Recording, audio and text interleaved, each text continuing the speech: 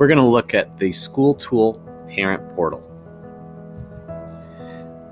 The easiest way to get to the Parent Portal is to go to the Groton website, and when you go up to District, right here you'll see School Tool. It's under Staff, but parents can go to it as well. And you just type on School Tool, and then right here it's going to have a login. This login was provided to you at the beginning of the school year, and if you have any questions on where to get it, you can always contact your building principal. So here's mine, and then you have a password. So I'm going to log in. And then this is a fake account with the student Kind of Friendly.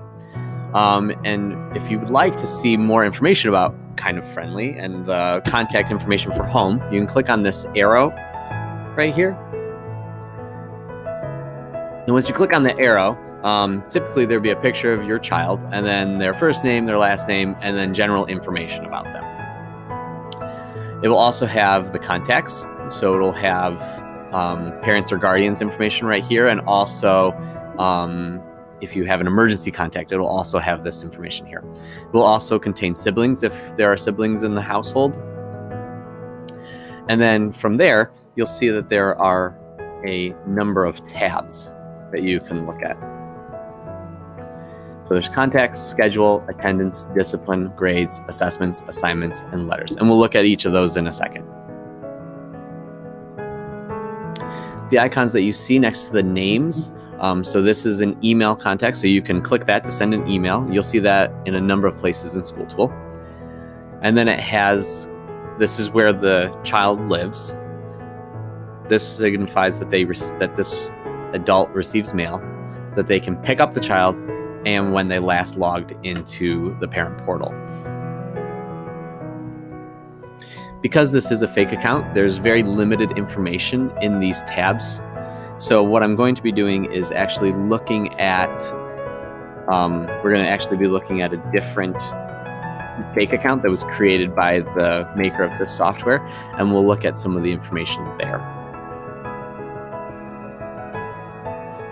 This is what the schedule tab would look like. You'll notice that there's the periods of the day, there's the course name, so Spanish, what days it may occur on if you have a schedule like that, the room number, and then the teacher. And remember how I said that there was going to be that email button? So if you would like to directly email a teacher, you can click on this and it will open up your email. Now, if you're on a Windows computer, it will often try to open up Outlook, which doesn't always work on computers. So just be aware that you might run into that problem. But this way you can get a sense of your child's schedule and what their day-to-day looks like. Now we're going to look at the attendance schedule. Again, this one's going to be blank because because this is a fake account. But you can look at different school years. So depending on how long your child's been in school, you'll have a number of years, and you can see the type of absence there was, the date, and the reasoning. Now we'll look at a different example. And here's an example where maybe it was absent or early dismissal, gives the date, and if it's a dismissal, early time, and then the reason could be illness. Pretty straightforward. Next, we're going to look at the Discipline tab. This is the Discipline tab. Again, you can change the years, and then you can look at the grade, the date that it was taken care of, the incident, what the offense was. In this case, it was a child skipped class, and then what the disposition or the consequence was, which in this case was lunch detention. Sometimes also these purple arrows usually means that there's more information that you can drill into. So if you click on that, it will oftentimes give you a bit more information. Next, we have the Grades tab. Again, typically you would have a number of years, and then you would have the different types of grades. So marking period grades, progress report grades, marking period average, assessment grades, and final grades, and then also for which quarter. So you have a number of radials, so you can pick like which year, what type of grade, and for what section of the year you want. Here's what the Grades tab could look like. You would have the course, You would have the teacher, and again, you can email that teacher. The marking period is the day, and then the grade.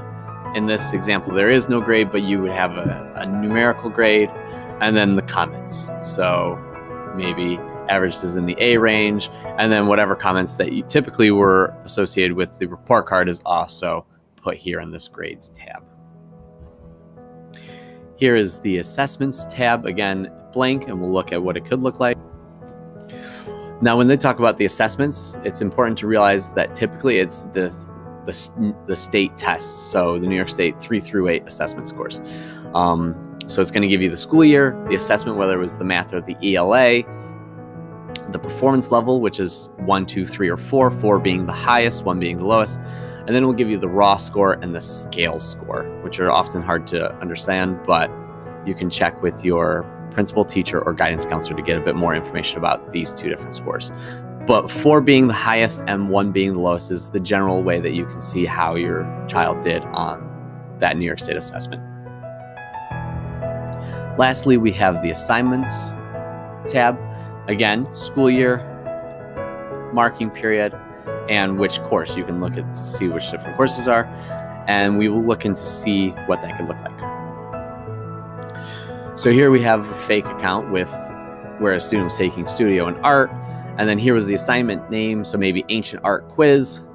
It was the assignment was created on July 24th, 2013. The max score was 100, and then it would have your student's score. Typically, if there's a 0, that often means that they did not hand it in. Or if it's blank, that means they didn't hand it in or it's not due yet. And then we'll also have the teacher's name.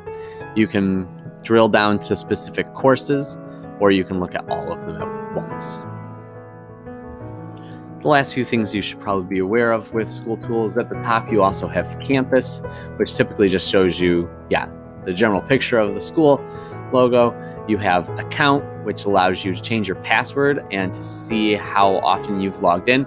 And lastly, Messages is often if the school produces a message, a mass message, it can sometimes come here. Usually the messages have to do with School Tool, like an improvement that's being made to it or such.